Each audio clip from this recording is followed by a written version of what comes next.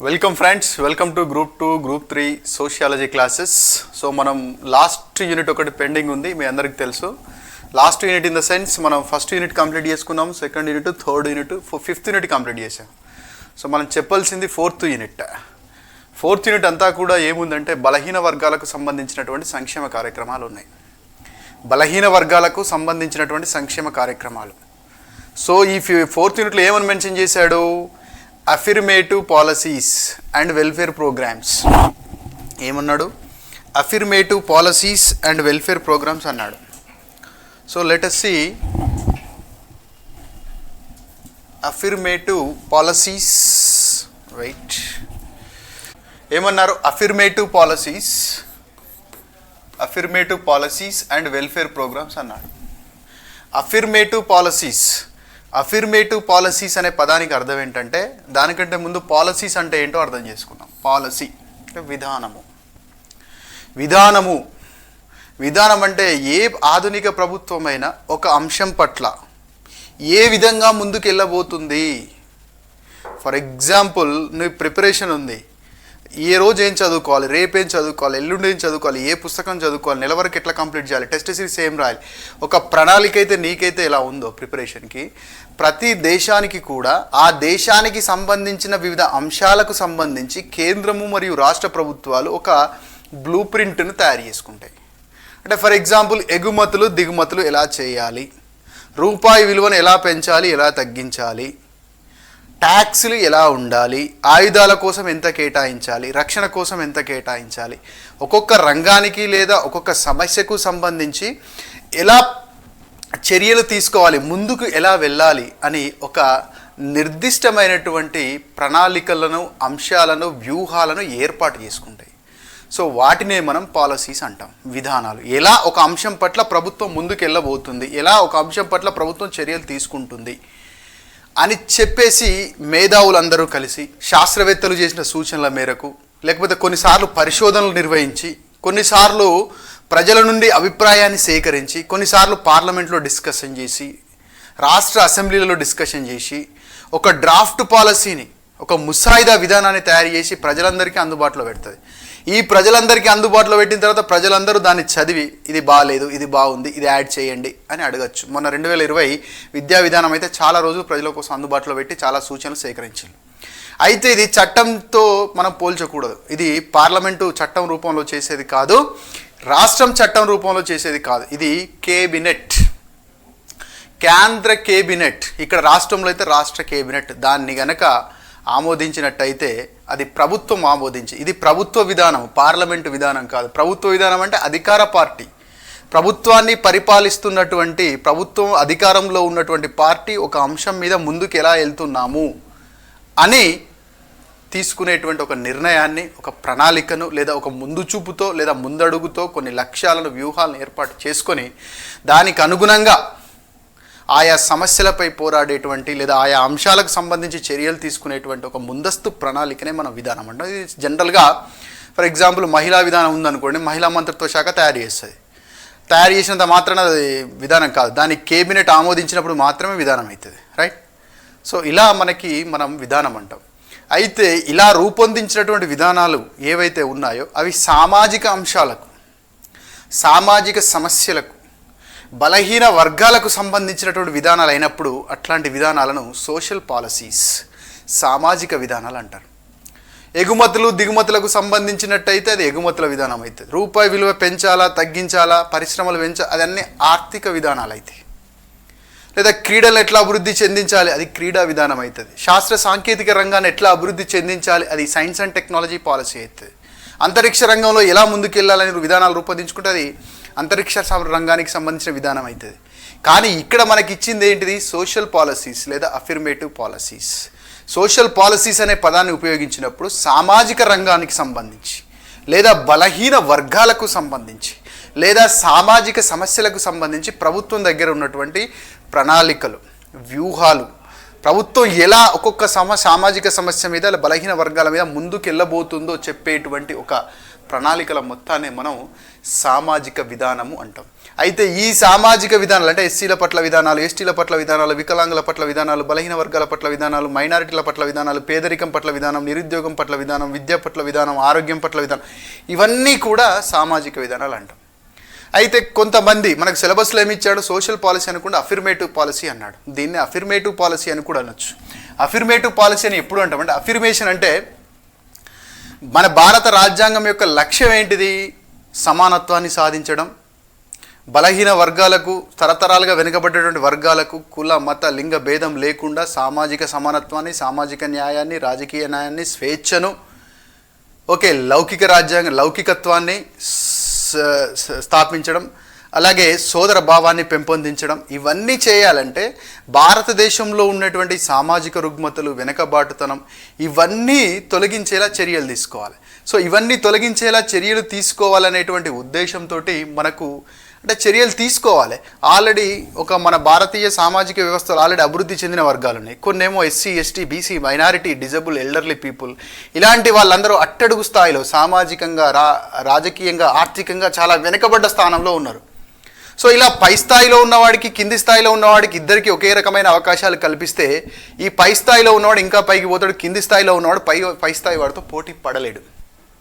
అంటే ఒక రకంగా చెప్పాలంటే 2 కాళ్ళు బాగున్నవాడికి 2 కాళ్ళు బాగలేని వాడికి మధ్యలో రన్నింగ్ పోటీ పెడితే 2 కాళ్ళు బాగున్నవాడే ముందు పరిగెత్తాడు. ఆల్రెడీ వాడు చదువుకొని ఉన్నాడు, సామాజికంగా ముందున్నాడు, ఆర్థికంగా ముందున్నాడు, అవేర్నెస్ ఉంది, వాళ్ళ ముందు తరాలు కూడా ఆల్రెడీ చదువుకొని ఉన్నాయి. ఇక్కడ ఒక దళితుడు ఈ తరమే చదువుకుంది, ఒక కంప్యూటర్ కొనడానికి డబ్బులు లేవు, ఒక ల్యాప్టాప్ తీసుకోవడానికి డబ్బులు లేవు, మంచి కోర్సులో జాయిన్ అవ్వడానికి డబ్బులు లేవు, కోచింగ్లో జాయిన్ అవ్వడానికి డబ్బులు లేవు. వీళ్ళిద్దరికి ఒకే రకమైన పోటీ పరీక్ష పెడుతుంది పబ్లిక్ సర్వీస్ కమిషన్. కానీ ఈ పై స్థాయిలో ఉన్నవాడితో సామాజికంగా, ఆర్థికంగా, రాజకీయంగా పోటీ పడాలంటే కింది స్థాయిలో ఉన్నవాడికి కొన్ని స్పెషల్ లిఫ్ట్ అవసరం, వాడి పట్ల ప్రత్యేక శ్రద్ధ అవసరం, వాడి పట్ల ప్రత్యేకమైనటువంటి కొన్ని ప్రత్యేక కార్యక్రమాలు అవసరం. సో దాన్నే మనం అఫిర్మేటివ్ పాలసీ అంటే. సింపుల్గా చెప్పాలంటే సామాజికంగా, ఆర్థికంగా, రాజకీయంగా, కులపరంగా, వివిధ సామాజిక రుగ్మతల పరంగా సమాజంలో వెనుకబడ్డ వర్గాలకు కోసం ప్రత్యేకించి ఉద్దేశించినటువంటి పాలసీస్నే, వారి యొక్క అభ్యున్నతి లక్ష్యంగా ఉద్దేశించినటువంటి పాలసీనే మనం అఫిర్మేటివ్ పాలసీస్ ఫర్ ఎస్సీస్ అంటే ఎస్సీల కోసం ప్రభుత్వం చేస్తున్న చర్యలు, విధానాలు. అఫిర్మేటివ్ పాలసీస్ ఫర్ ఎస్టీల కోసం ఇలా అన్ని రకాల బలహీన వర్గాలకు SC, ST, BC, minority, disable, elderly, children, children, SC, ST, BC, poverty, unemployment, disable, వీళ్ళందరికీ సంబంధించినటువంటి పాలసీలు దీంట్లో మనకు పెట్టడం జరిగింది. మరి ఎందుకు చేస్తుంది ప్రభుత్వం? బలహీన వర్గాల పట్ల ఒక ప్రత్యేకమైనటువంటి చూపుని ఎందుకు పెడుతుంది అంటే, మనకు డిపిఎస్పి అని ఉన్నది రాజ్యాంగంలో, directive principles of state policy. Directive principles of state policy ముఖ్య లక్ష్యమే అది సామాజిక సంక్షేమం. ప్రభుత్వం చేయవలసినటువంటి పనులు సామాజిక సంక్షేమాన్ని సాధించాలి. అలాగే రాజ్యాంగ పీఠికలో ఉన్నటువంటి ఆదర్శాలు సాధించాలంటే కూడా బలహీన వర్గాల కోసం ప్రత్యేకమైనటువంటి చర్యలు చేపట్టాలి. కాబట్టి రాజ్యాంగంలో ఆ ప్రాథమిక హక్కుల్లో ముఖ్యంగా DPSP, directive principles of state policy, రాజ్య విధాన ఆదేశిక సూత్రాల్లో రూపొందించినటువంటి బలహీన వర్గాలకు సంబంధించి ప్రభుత్వం చేపట్టవలసిన చర్యలు కొన్ని చేపట్టాలి అని డిపిఎస్పిలో చూపెట్టడం జరిగింది రకరకాల ఆర్టికల్స్ కింద. సో వాటిని రియలైట్ చేయడం కోసం డిపిఎస్పి యొక్క మార్గదర్శకత్వం, DPSP directive principles of state policy యొక్క స్పిరిట్తో, ఇంకా చెప్పాలంటే రాజ్యాంగం యొక్క స్పిరిట్తో, అంటే మీకు ఆప్షన్లో సామాజిక విధానాలకు ముఖ్యమైనటువంటి భూమిక ఏది అన్నప్పుడు directive principles of state policy answer పెట్టాలి. అది లేకుండా రాజ్యాంగం ఉందనుకోండి, రాజ్యాంగం ఆన్సర్ పెట్టాలి. రాజ్యాంగం, డిపిఎస్పి రెండు ఉంటే డిపిఎస్పినే ఆన్సర్ పెట్టాలి. సో కాబట్టి రాజ్యాంగంలో ఏర్పరచుకున్నటువంటి లక్ష్యాలను అధిగమించడం కోసం డిపిఎస్పిలో రాజ్యాంగం ప్రభుత్వాలకు నిర్దేశిస్తున్నటువంటి కార్యక్రమాలు అమలు చేయడంలో భాగంగా స్వాతంత్రం వచ్చినప్పటి నుంచి ఇప్పటి వరకు కూడా అఫిర్మేటివ్ పాలసీస్ టువర్డ్స్ వీకర్ సెక్షన్, బలహీన వర్గాలకు సంబంధించి ప్రత్యేకమైనటువంటి విధానాలను SC, ST, BC, minority, disable, elderly వీళ్ళందరి కోసం ప్రత్యేక విధానాలను రూపొందిస్తూ ప్రభుత్వం అమలు చేస్తూ ఉన్నది. కాబట్టి ఆ విధానాలన్నీ మనం కూడా ఇక్కడ చూడాల్సినటువంటి అవసరం ఉంది. And the second thing is, ఇందులో ఉన్నటువంటి అనదర్ టాపిక్ ఏంటిది, అఫిర్మేటివ్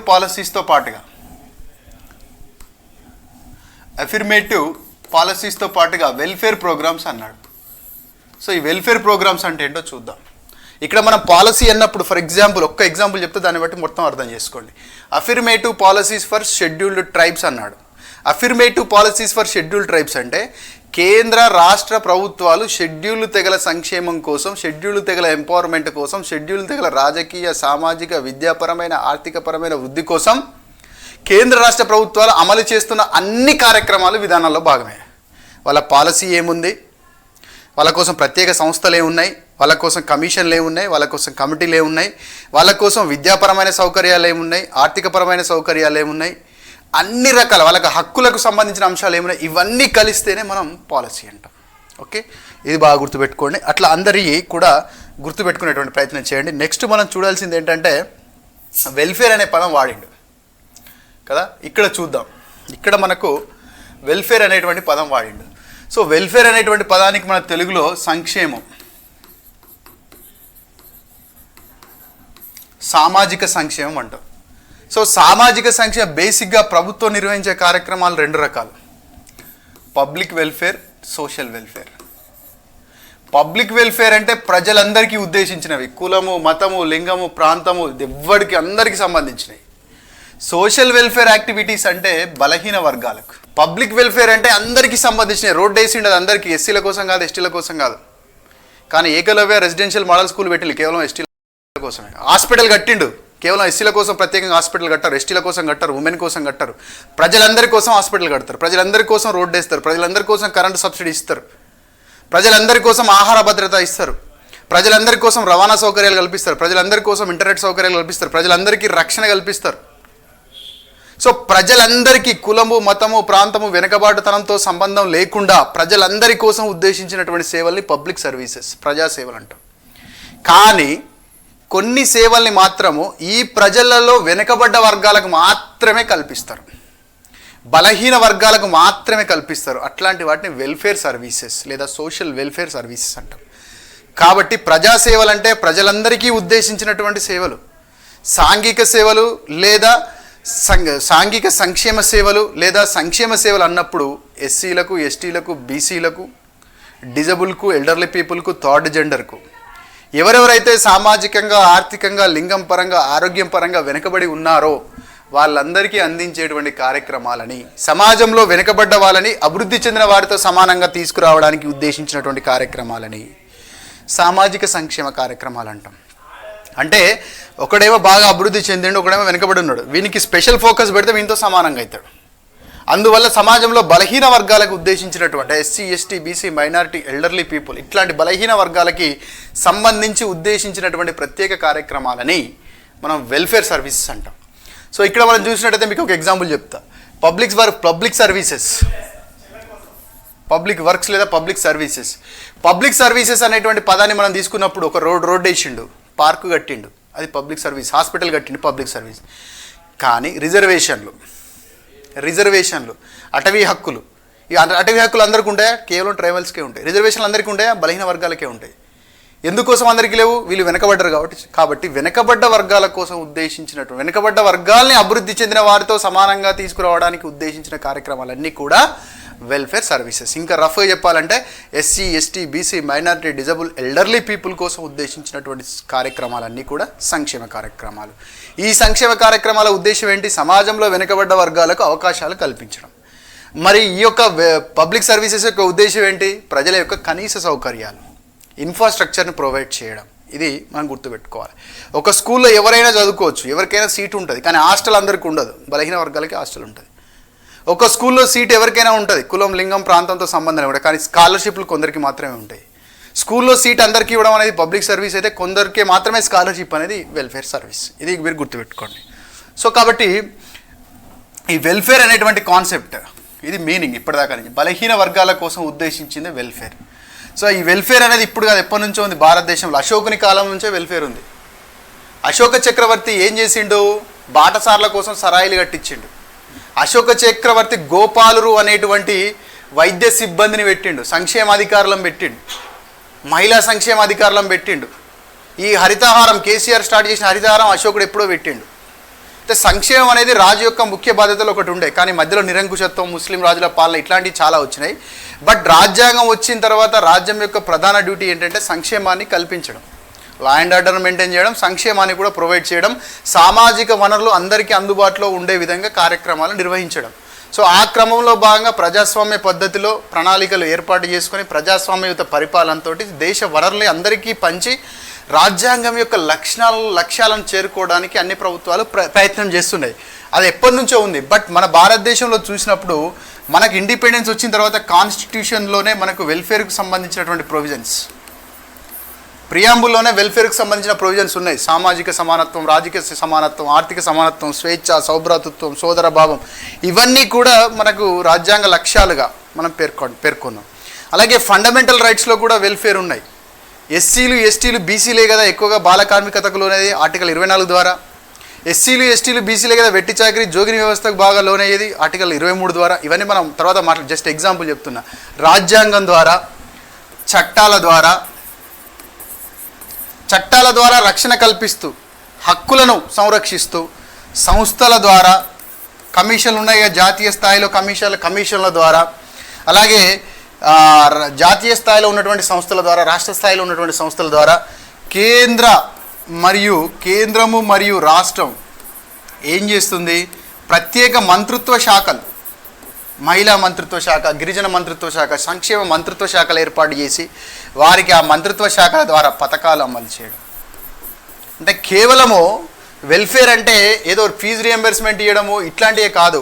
హక్కులు, రాజ్యాంగపరమైన హక్కులను సంరక్షించడం, చట్టాల ద్వారా వారి హక్కులను సంరక్షించడం, సంస్థల ద్వారా వారి హక్కులను సంరక్షించడం, వాళ్ళ అభివృద్ధి కోసం పాటుపడడం, కేంద్ర రాష్ట్ర ప్రభుత్వాలు ప్రత్యేక మంత్రిత్వ శాఖలను కలిగి ఉండి వారికి ఆర్థిక పథకాలు, రాజకీయ పథకాలు, విద్యాపరమైన పథకాలు అమలు చేయడం. కాబట్టి సంక్షేమం అనేది ఒకటే మార్గంలో రాదు. విద్యాపరమైన పథకాలు కావచ్చు, అభివృద్ధిపరమైన పథకాలు కావచ్చు, ఫినాన్షియల్ ఎంపవర్మెంట్ పథకాలు కావచ్చు, వాళ్ళ హక్కుల పరిరక్షణ కావచ్చు, వాళ్ళకి హక్కులు కల్పించే చట్టాలు కావచ్చు, ఆ చట్టాలు ఎలా అమలవుతున్నాయో లేదో పర్యవేక్షణ చేయడం కోసం కేంద్ర రాష్ట్ర స్థాయిలో జాతీయ స్థాయి కమిషన్లు, రాష్ట్ర స్థాయి కమిషన్లు కావచ్చు. ఇన్ని మార్గాలలో మనకు వెల్ఫేర్ అనేది ప్రొవైడ్ చేయడం జరుగుతుంది. కాబట్టి policies, social policies or affirmative policies అంటే బలహీన వర్గాల కోసం ఉద్దేశించినటువంటి పథకాలు. వెల్ఫేర్ స్కీమ్స్ అంటే అప్పుడు ఏం అర్థం చేసుకోవాలి? వెల్ఫేర్ స్కీమ్స్ అంటే బలహీన వర్గాల కోసం, అఫర్మేటివ్ పాలసీస్, సోషల్ పాలసీస్ అంటే బలహీన వర్గాల కోసం ప్రభుత్వం తీసుకుంటే అన్ని రకాల చర్యలు. అలాగే వెల్ఫేర్ అంటే కేంద్ర రాష్ట్ర ప్రభుత్వాలు కావచ్చు, ఇంకేదైనా కావచ్చు, అంతర్జాతీయ సంస్థలు కావచ్చు, బలహీన వర్గాల కోసం మాత్రమే ఉద్దేశించినటువంటి ప్రత్యేకమైనటువంటి పథకాలను వెల్ఫేర్ స్కీమ్స్ అంటాం. ఇవి రెండు దృష్టిలో పెట్టుకుంటే మనం అందరి వెల్ఫేర్ను మనం క్లియర్గా అర్థం చేసుకునేటువంటి పరిస్థితి ఉంటుంది. సో ఇందులో భాగంగా మనం పాలసీస్ ఏమున్నాయో చూద్దాం. దానికంటే ముందు ఒకటి గుర్తుపెట్టుకోండి, వెల్ఫేర్ అనేటువంటి కాన్సెప్ట్కి టిట్మస్ అండ్ మార్షల్ వీళ్ళిద్దరిని పితామహులుగా పేర్కొంటారు. టిట్మస్ అండ్ మార్షల్. సోషల్ వెల్ఫేర్ అనే కాన్సెప్ట్ కూడా యూరోప్ ఖండంలోనే స్టార్ట్ అయింది. అలాగే బ్రిటన్కు చెందినటువంటి ఎవరైనా విలియం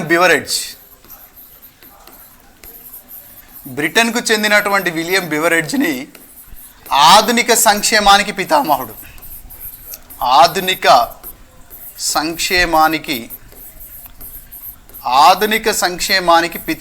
భావిస్తారు. ఎవరెవరిని? విలియం బివరెడ్జ్ని ఆధునిక సంక్షేమానికి పితామహుడిగా భావిస్తారు. ఈ విషయం గుర్తుపెట్టుకోండి. సో ఇక్కడ కూడా మనం చూసినాం, policy is an instrument applied by the governments to regulate and supplement market institution, social structures. అంటే సమాజంలో ఉండేటువంటి అంశాలను నియంత్రించడానికి ప్రభుత్వాలు ఉపయోగించేటువంటి మార్గాలనే విధానాలు. సో ఇప్పటిదాకా మనం చెప్పుకున్నది అదే డెఫినేషన్స్ ఇందులో ఉన్నవి. సో అయితే మనకు ఇంపార్టెంట్ విధానాలు, ఇప్పుడు ఎట్ ప్రజెంట్ మనకు ఉన్నటువంటి ఇంపార్టెంట్ విధానాలు కనుక చూసినట్టయితే మీకు ఎగ్జామ్లో ఇది ఎలా అడగచ్చు అంటే ఇయర్ వైజ్ అడగచ్చు. అదే గ్రూప్ 1 ఎగ్జామ్ అయిందనుకోండి, అదే గ్రూప్ 1 ఎగ్జామ్ అయితే ఎలా అడుగుతాడు? గ్రూప్ 1 ఎగ్జామ్లో డైరెక్ట్గా ఏం అడుగుతాడు? నూతన జాతీయ విద్యా విధానంలో ఉన్నటువంటి ముఖ్య అంశాలు ఏందని అడగచ్చు. గ్రూప్ 2లో మోస్ట్ ప్రాబబ్లీ ఇయర్స్ మీద అడుగుతాడు. ఏ జాతీయ విధానం ఎప్పుడు వచ్చింది? పక్కన 4 జాతీయ విధానాలు ఇచ్చి ఈ పక్కన 4 ఇయర్స్ ఇస్తాడు. ఈ రెండింటి మ్యాచ్ చేయమంటాడు. ఒకవేళ మనం గ్రూప్ 1 పాయింట్ ఆఫ్ వ్యూలో చదవాలంటే ఒక్కొక్క విధానం మీద 50 పేజీలు చదవాలి. అది అసాధ్యమైనటువంటి పని. సో ఇక్కడ గ్రూప్ 2 గ్రూప్ 3 పాయింట్ ఆఫ్ వ్యూలో నేను మీకు చెప్పదలుచుకుంది ఏంటంటే సామాజిక విధానాలు అన్నాం కదా, అంటే బలహీన వర్గాలకి సంబంధించినటువంటి విధానాలు లేదా సామాజిక సమస్యలకు సంబంధించినటువంటి విధానాలు ఏమున్నాయి, ఒక్కొక్క విధానం ఎప్పుడు స్టార్ట్ అయింది, ఆ విధానం పేరేంటిది, ఆ విధానాన్ని ఏ మంత్రిత్వ శాఖ అమలు చేస్తుంది, ఈ 3 అంశాలు. For example national education policy ఉంది. నేషనల్ ఎడ్యుకేషన్ పాలసీ మొదటి జాతీయ విద్యా విధానం ఎప్పుడు వచ్చింది, రెండవ జాతీయ విద్యా విధానం ఎప్పుడు వచ్చింది, మూడవ జాతీయ విద్యా విధానం ఎప్పుడు వచ్చింది, దాన్ని ఏ మంత్రిత్వ శాఖ అమలు చేస్తుంది. ఈ 3 కోణాలలో మీరు అర్థం చేసుకుంటే సరిపోతుంది. సో మీరు ఇక్కడ చూడండి క్లియర్గా. So first national education policy మొదటి జాతీయ విద్యా విధానం. జాతీయ విద్యా విధానాలు 3 ఉన్నాయి ఇప్పటికీ, రైట్. సో లేటెస్ట్ ఇది 2020లో వచ్చింది నూతన జాతీయ విద్యా విధానం. మొదటి జాతీయ విద్యా విధానం ఎప్పుడు వచ్చింది, 1968 సంవత్సరంలో వచ్చింది. 1968 సంవత్సరంలో మొదటి జాతీయ విద్యా విధానాన్ని రూపొందించారు. అయితే ఇప్పుడు మనకు అమల్లో ఉన్నది ఏంటంటే నూతన జాతీయ విద్యా విధానం, new education policy 2020. New education policy 2020 మొదటి జాతీయ విద్యా విధానాన్ని అమలు చేసింది ఎవరు, ministry of human resource development, మానవ వనరుల అభివృద్ధి మంత్రిత్వ శాఖ వారు దీన్ని ఇంప్లిమెంట్ చేశారు. అయితే మనం అర్థం చేసుకోవాల్సింది ఏంటంటే ఇంతకుముందు మానవ వనరుల అభివృద్ధి మంత్రిత్వ శాఖ అని పిలిచేవారు, ప్రస్తుతం ఇదే శాఖని విద్యాశాఖ అని పిలుస్తున్నారు. విద్యాశాఖ అని పిలుస్తున్నారు. కాబట్టి ఇక్కడ నూతన జాతీయ విద్యా విధానం 1968 స్థానంలో 2020 ఏ మంత్రిత్వ శాఖ అమలు చేస్తున్నారు, ఏ మంత్రిత్వ శాఖ అన్నప్పుడు మీరు గుర్తుపెట్టుకోవాల్సింది ఇప్పుడు ministry of human resource development లేదు, ఇప్పుడు కేంద్ర విద్యా శాఖ, విద్యా మంత్రిత్వ శాఖని గుర్తుపెట్టుకోవాలి. అలాగే first national policy for children మొదటి జాతీయ బాలల విధానం ఎప్పుడు 1974 సంవత్సరంలో రూపొందించారు.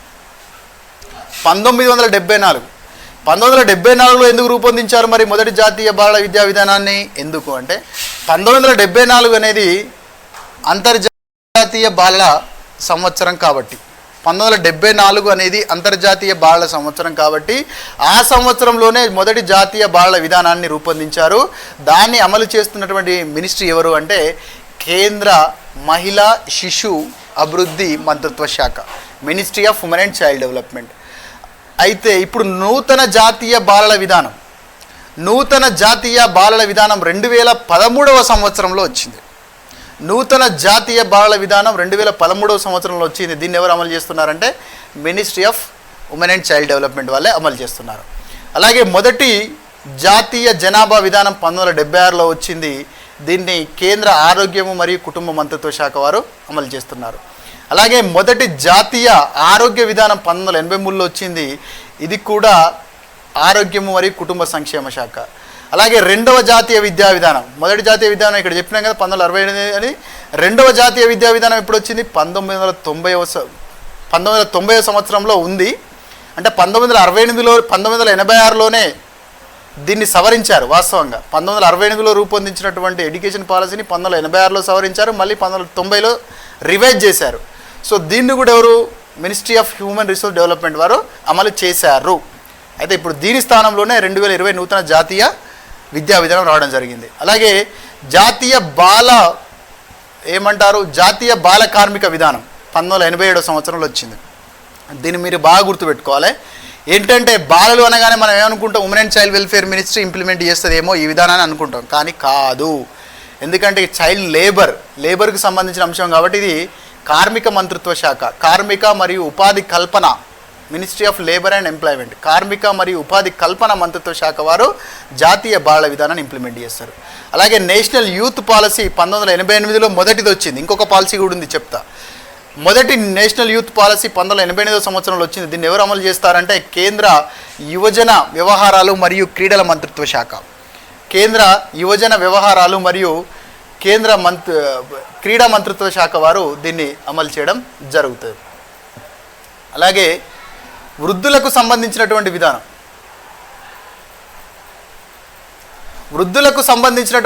1999 సంవత్సరంలో మొదటిసారిగా రూపొందించారు. సో ఈ యొక్క వృద్ధుల యొక్క విధానాన్ని కేంద్ర సామాజిక న్యాయం మరియు సాధికారత మంత్రిత్వ శాఖ, కేంద్ర సామాజిక న్యాయం మరియు సాధికారత మంత్రిత్వ శాఖ వారు అమలు చేస్తారు. అలాగే నూతన జాతీయ జనాభా విధానాన్ని 2000 సంవత్సరంలో మళ్ళీ తీసుకొచ్చారు. దీన్ని ఆరోగ్యం మరియు కుటుంబ సంక్షేమ శాఖ వాళ్ళు అమలు చేస్తారు. అలాగే 2001వ సంవత్సరంలో ఏంటిది national policy for empowerment of women, మహిళా సాధికారత విధానం. 2001వ సంవత్సరంలో మహిళా సాధికారత విధానాన్ని తీసుకొచ్చారు. మహిళా సాధికారత విధానం 2001లోనే ఎందుకు తీసుకొచ్చారు అంటే 2001 అనేది అంతర్జాతీయ మహిళా సాధికారత సంవత్సరం కాబట్టి. సో యునైటెడ్ నేషన్స్ వారు 2001వ సంవత్సరాన్ని ఏం చేశారు అంటే అంతర్జాతీయ మహిళా సాధికారత సంవత్సరంగా పేర్కొన్నారు. కాబట్టి భారతదేశంలో 2001వ సంవత్సరంలోనే మహిళల సాధికారత కోసం జాతీయ విధానాన్ని తీసుకొచ్చారు. ఈ విధానాన్ని ఎవరు అమలు చేస్తారు? కేంద్ర మహిళా మరియు శిశు అభివృద్ధి శాఖ వారు అమలు చేస్తారు. అలాగే నూతన ఆరోగ్య విధానాన్ని 2002వ సంవత్సరంలో, అలాగే రివైజ్డ్ యూత్ పాలసీని 2003లో, ఈ పాలసీని మళ్ళీ రివైజ్ చేశారు. యూత్ పాలసీ ఇంతకుముందు వచ్చింది, ఇప్పుడు మళ్ళీ 2003లో వచ్చింది. అలాగే వికలాంగులకు సంబంధించిన విధానాన్ని 2006వ సంవత్సరంలో, ఈ వికలాంగుల విధానాన్ని ఎవరు అమలు చేస్తున్నారు? కేంద్ర సామాజిక న్యాయం మరియు సాధికారత మంత్రిత్వ శాఖ వారు అమలు చేస్తున్నారు. అలాగే పర్యావరణ విధానం 2006వ సంవత్సరంలో, ఈ పర్యావరణ విధానాన్ని ఎవరు అమలు చేస్తున్నారు? పర్యావరణం మరియు అటవీ మంత్రిత్వ శాఖ వారు. అలాగే పట్టణ రవాణా విధానం కూడా 2006వ సంవత్సరంలో, దీన్ని పట్టణాభివృద్ధి శాఖ వాళ్ళు. అలాగే పట్టణ గృహ విధానాన్ని 2007వ సంవత్సరంలో తీసుకొచ్చారు. ఇది కూడా మున్సిపల్ మంత్రిత్వ శాఖ వాళ్ళే ఇంప్లిమెంట్ చేస్తారు. అలాగే పట్టణ వీధి వ్యాపారుల విధానాన్ని 2009వ సంవత్సరంలో తీసుకొచ్చారు. ఇది కూడా అర్బన్ మినిస్ట్రీయే చూస్తుంది. అలాగే national policy for senior citizens ఇంతకుముందు మనం చూసినాం. ఇది నూతన విధానం 2011లో రీసెంట్ తీసుకొచ్చారు. ఇది ministry of social justice and empowerment వాళ్ళు అమలు చేస్తారు. అలాగే నూతన జాతీయ బాలల విధానం ఇంతకుముందు చెప్పాను కదా, 2013వ సంవత్సరంలో తీసుకొచ్చారు. సో దాంతోపాటుగా పట్టణ పరిశుభ్రత విధానం 2008వ సంవత్సరంలో తీసుకొచ్చారు. ఇది కూడా అర్బన్ అఫైర్స్ మినిస్ట్రీ చేస్తారు. ఇంతకుముందు చెప్పానుగా యూత్ పాలసీలు 3 ఉన్నాయి, ఇది చివరిది 2014. 3 ఉన్నాయంటే ఇంతకుముందు 2 అమల్లో ఉండవు, లేటెస్ట్గా ఉంది అమల్లో ఉన్నట్టు గుర్తుపెట్టుకోవాలి. సో జాతీయ యువజన విధానం 2014లో, ఇది youth affairs and sports ministry వాళ్ళు. అలాగే లేటెస్ట్గా ఉన్నటువంటి హెల్త్ పాలసీ 2017, ఇది లేటెస్ట్ వన్. ఇంతకుముందు అన్నీ లేవు, జస్ట్ ఇయర్స్ గుర్తుపెట్టుకోండి. బట్ అమల్లో ఉంది మాత్రం ఇదే 2017లో నేషనల్ హెల్త్ పాలసీని. అలాగే నేషనల్ ట్రాన్సిట్ ఓరియంటెడ్ డెవలప్మెంట్ పాలసీని 2017లో. And again almost 26 policies identify చేయడం జరిగింది. నేషనల్ అర్బన్ పాలసీ ఫ్రేమ్వర్క్ని 2018లో. అలాగే నేషనల్ ఎడ్యుకేషన్ పాలసీ 2020. దీని నుంచి క్వశ్చన్ ఖచ్చితంగా ఉంటుంది, నేషనల్ ఎడ్యుకేషన్ పాలసీ నుంచి కంపల్సరీ సివిల్స్లో కూడా ఉంటుంది. సో కాబట్టి మీరు గుర్తుపెట్టుకోవాల్సింది ఏంటంటే సోషల్ పాలసీ అంటే ఏంటి, సోషల్ పాలసీ అంటే ఏంటిది, సోషల్ వెల్ఫేర్ అంటే ఏంటి. సో ఇది మీరు గుర్తుపెట్టుకోవాలి. సో ఇందులో ఈ విభాగంలో మనకు క్వశ్చన్ వచ్చేటువంటి ఛాన్స్ ఎక్కడ ఉంటుందంటే ఏ పాలసీ ఏ సంవత్సరంలో వచ్చింది, అది చాలా ఇంపార్టెంట్. ఓకే, ఏ పాలసీ ఏ సంవత్సరంలో వచ్చింది అనేది మనకు చాలా ఇంపార్టెంట్. ఏ మినిస్ట్రీ ఇంప్లిమెంట్ చేస్తుంది అనేది చాలా ఇంపార్టెంట్. సో మనం నెక్స్ట్ క్లాస్లో జస్ట్ మనం ఇప్పుడు వెల్ఫేర్ అంటే ఏంటిది, పాలసీ అంటే ఏంటిది, విధానాలు ఏమున్నాయో ఒక లిస్ట్ చూసినాం అంతే మనం. సో మనం నెక్స్ట్ ఫర్దర్ క్లాస్లో ఉమెన్ అండ్ చిల్డ్రన్, ఎస్సీస్, STs, BCs, elderly, disable, minority, rural poverty, urban poverty, వీటన్నిటికీ సంబంధించినటువంటి సంక్షేమ కార్యక్రమాల విధానాల్ని ఒక్కొక్క క్లాస్లో ఒక్కొక్కరికి సంబంధించినటువంటి సంక్షేమ కార్యక్రమాల విధానాల్ని అధ్యయనం చేయబోతున్నాము. Thank you.